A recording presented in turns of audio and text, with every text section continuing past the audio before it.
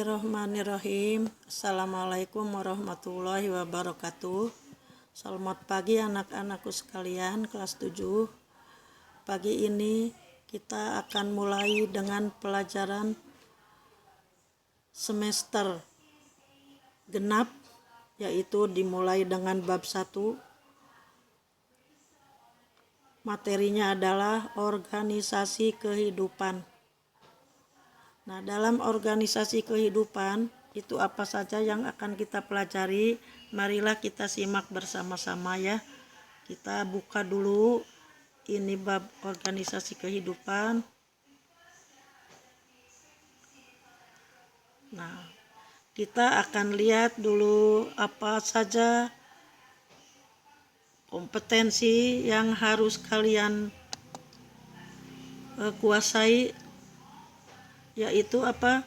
Kompetensi dasar mendeskripsikan keragaman pada sistem organisasi kehidupan mulai dari tingkat sel sampai organisme berdasarkan interpretasi hasil kegiatan. Kemudian apa tujuan kalian Ibu ajak belajar bab organisasi kehidupan? Yang pertama, mendeskripsikan keragaman tingkat sel berdasarkan hasil pengamatan menggunakan mikroskop. Jadi kalau kita punya mikroskop, kita bisa mengamati sel hewan maupun sel tumbuhan. Waktu di kelas 7, tahun kemarin ya, di kelas 7 awal itu seharusnya kita sudah mempelajari tentang mikroskop dan kita mengamati sel melalui mikroskop. Kemudian yang kedua, mendeskripsikan keragaman tingkat jaringan menurut sel-sel penyusun hasil pengamatan menggunakan mikroskop. Yang ketiga, mendeskripsikan keragaman tingkat organ dan sistem organ berdasarkan hasil pengamatan. Dan keempat, mengaitkan hubungan antara sel, jaringan, organ, dan sistem organ penyusun tubuh. Nah, marilah kita lanjutkan dengan pembahasan yang pertama, yaitu tentang organisasi kehidupan. Sebetulnya apa sih organisasi kehidupan? Nah, sekarang kalian bisa amati di sini. Yang paling kecil, unit terkecil di dalam tubuh setiap makhluk hidup disebut sel. Sel itu juga ada bagian-bagian yang lebih kecil lagi, nanti kita bahas satu persatu. Nah, bagian terkecil dari tubuh kita adalah sel. Nah, ini sel. Nah, ini sel ya. Kemudian sel-sel itu membentuk jaringan. Nah, inilah jaringan. Contohnya jaringan kulit. Jaringan kumpulan dari jaringan-jaringan membentuk organ. Nah, contohnya lambung. Nah, lambung itu organ. Kemudian organ bersinergi atau bekerja bersama-sama dengan beberapa organ lain, misalnya ada lambung, ada usus, ada mulut, kerongkongan, dan sampai ke anus, itu disebut sistem organ. Sistem organ itu beberapa macam di dalam tubuh kita. Ada sistem pencernaan, ada sistem peredaran darah, ada sistem saraf dan sebagainya. Nah, sistem organ itu bekerja bersama-sama di dalam tubuh kita membentuk satu individu. Nah, atau suatu organisme. Inilah yang disebut organisme. Nah, jadi urutannya kalau dari yang terbesar itu organisme, yaitu makhluk hidup. Kemudian sistem organ,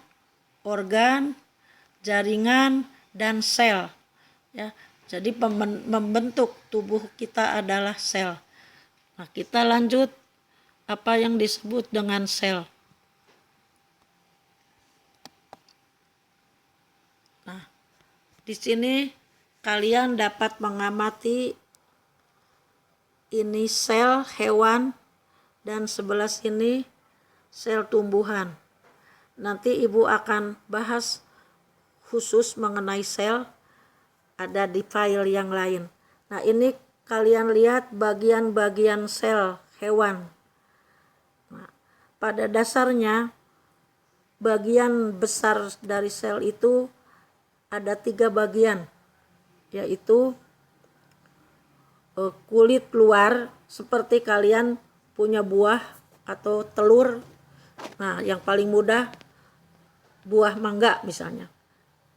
Kalian kalau kupas atau belah, pertama bagian luarnya paling terlihat yaitu kulit. Kemudian kalau dibelah, di dalamnya ada daging buah dan biji.